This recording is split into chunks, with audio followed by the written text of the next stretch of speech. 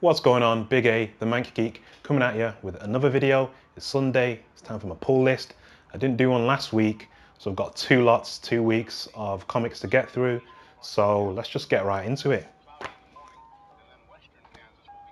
Superman by Brian Michael Bendis.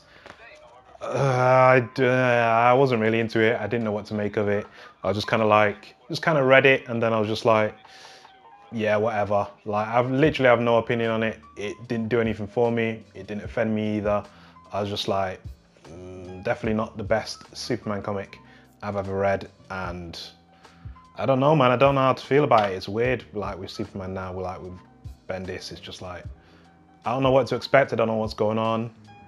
The ending of the comic was quite interesting. I can't lie about that. But other than that, I wasn't super into it or super bothered. Daredevil. This was actually pretty good, like what they're called, The Order of the Dragon. I thought they were pretty dope. Yeah, man, this is the last few issues of Daredevil had that spice that I've wanted from it. But I don't know where Charles Soule can go next with Daredevil. I don't know what I want him to do, but it's been pretty much the same for the last few years that he's been on it. I want him to change things up a bit and like challenge himself. That's what I want from it. But it was action-packed, cool stuff happened. Daredevil was cool in it, and the ending was pretty good as well.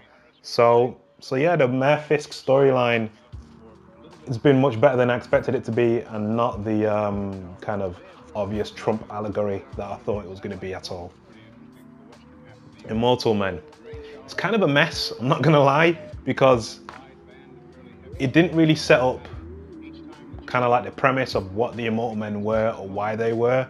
It's only in this, fourth issue that you really get kind of like the origins of what's going on and how these people have been living for so long and all that.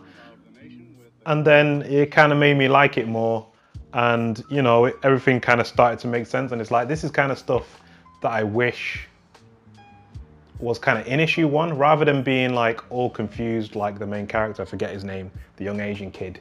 It probably would have been better to kind of let us in on kind of like the origins of the Immortal Men, and then bring in this character who's like, oh, well, what's happening, what's going on? Because he wasn't really our point of view. He was kind of supposed to be a point of view character, but he doesn't feel like a point of view character to me, so, but yeah. So that was last week's, this is this week's. So I got Tony Stark Iron Man, and I do like the art in this book quite a bit, but I think the name of this book is a lie. It's called Tony Stark Iron Man, but it's Tony Stark and friends. It doesn't focus on Tony. The supporting cast feel like they're equal status, equal pegging on the roster, and it feels like it's a team book. It's almost like the book should be called Stark Unlimited. I'm just kind of like, I like the PTSD stuff with Rhodey. I thought that was quite interesting, but I don't know. I feel like it's you know how in Arrow there's so many characters now. You're just like, yo, there's loads of characters in it. It feels like that, but with Iron Man. That's what it feels like. The Magic Order. I don't know if this is going to show up on green screen at all, because that's turquoise, which is kind of greeny. But the Magic Order, I've quite liked it. It's super obvious that all this stuff is going to get turned into kind of films for Netflix and TV shows for Netflix. Like, I think they actually released a trailer, was it earlier this week, where it was saying all the stuff from Millarworld that was like gonna, I'm sure it was saying it was gonna be like TV shows and movies and that. And you know, it's good for them, because to kind of like, I don't know, shareholders or board members or whatever, if you're pitching an idea, you just throw them the comic and go, this is what it's gonna be. And they don't have to try and visualize it then. So yeah, I guess they've got a lot of content to kind of work on and turn into TV shows based on Miller's stuff. But yeah, the Magic Order, I quite like where it's going. It's simple, straight to the point. The beginning is kind of funny. I thought that was pretty funny what happens at the beginning. And yeah, I want to see more of this kind of magic world, and you know, how everything kind of ties in, and like the different families that are all part of it and the different people and whatnot. I don't feel like we'll get a lot of that answers to that in these coming issues. I feel like there'll probably be like a prequel mini-series at some point detailing all that stuff. But so far I've liked it. I like the art, and I've liked kind of like where the story's going. So yeah, thumbs up from me. Got the final issue of Versus. Now, some stuff that went on in here where I was like, I don't know what the hell's going on. Well, I know what's going on, but I don't know as to why everything's going on. I kind of feel like it was a little bit rushed. I've read it kind of 1.5 times, and I feel like it was a bit like, oh, all this stuff is happening, all this stuff is happening, all this stuff is happening.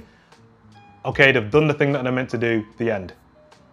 And I was just like, okay, that's a really like jarring, quick ending. Like, I think it was literally just 1 page of stuff, and it said some stuff, and then that was at the end. I was just like, it just seems like you ran out of pages and went, okay, here's the end. It's like, what? But and maybe I need to read through it again, but I don't know, man. It wasn't bad. It just wasn't explained very well. I think that's the only problem it had. Kick-Ass, the final issue of Kick-Ass.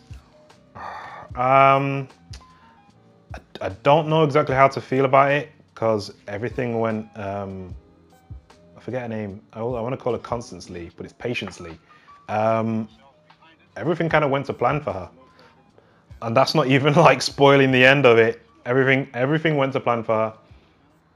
It was a little bit of a struggle, but once the main struggle was over, it all seemed pretty easy from there. So I still don't know what to make of it. I mean, it's an odd story. Everything about it is odd. It's not the best Kick-Ass I've ever seen, but there's another kind of few issues that are going to come out under a different writer and different artists. So I might have to check that out as well and see what that's saying. But I don't know. I'm kind of like this about it. I'm like, just the series as a whole, it returning. It didn't do it for me, is what I'm trying to say in a roundabout way. But I'm using more sentences, more words to say it, instead of just saying it didn't do it for me, which it didn't. Avengers. Yeah, this whole stuff with the Celestials is pretty cool. Yeah, it's all right. There's some. The end of this was really good, actually. I quite liked. Robbie Reyes in this does not sound like Robbie Reyes at all. He sounds like a completely different character. He's tonally off. That's the one thing that kind of sticks out for me a lot. I think Doctor Strange might be a little bit, but I think they've changed his kind of personality recently also. I wouldn't say I'm enjoying it, but I kind of like it, if that makes any sense. We've got Damage. I've not read that yet. And we've also got Infinity Countdown #5. I've not read that. So yeah, just to recap, we've got Superman, Daredevil, Immortal Men, Iron Man, the Magic Order, Versus,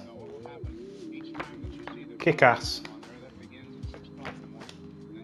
Avengers, Damage,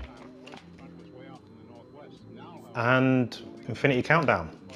Let me know as to what you got over the last 2 weeks. Let me know as to whether you liked or disliked what you got or what I got. Stick around and watch another video if you want. Like, comment, subscribe, and as always, I'll catch you on the next one.